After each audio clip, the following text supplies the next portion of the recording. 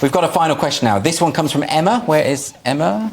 Hello. Hi. Have Victoria's Secret learnt their lesson? Yeah, so this is... And actually, there's been a few cases like this, but this was Victoria's Secret. It's a lingerie brand, apparently. I don't know about this sort of stuff. And basically, they decided to employ new models, plus-size models, transgender models, sort of, I suppose, models that would tick certain boxes that weren't necessarily beautiful. Yeah, I like the way you hadn't even heard of it, because it's not really within your lived experience, is it? Definitely not. But definitely speaking of that, but look, Andrew, the fact is, the reality is, people want to see attractive people. This is why I'm on TV, all right? That's my biggest laugh tonight, which is, I find insulting. People want to see attractive people. It's aspirational. That's the point of it. Yes. They came out with this incredible quote, Victoria's Secret. They said they were trying to do both. Like, basically, they've been all-inclusive. It hasn't worked out. They've tanked. They've lost loads of money.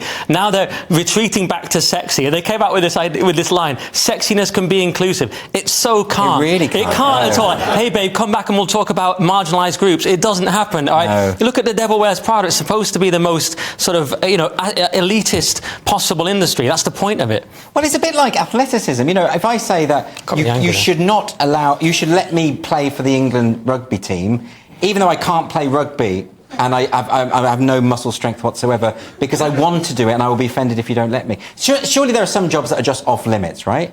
Well, I don't think that's exactly the same thing, because the job of the model, they're not performing to see who's the most attractive. They are selling through their attractiveness. And you could make the argument, you should show people more of a realistic array of body types, but that's not what... Is that because people have different sexual tastes, so you should just cater for everyone? Is that what you mean? Well, no, I mean, I think that's the idea behind it, but in reality, there's often one part of your life that's not quite as balanced and right on and all the rest of it, and that's the sex part. You can spend all of your life being the most fair person, but there's that bit of your brain that actually quite likes the idea of being either dominated or You're revealing a lot. Hang on.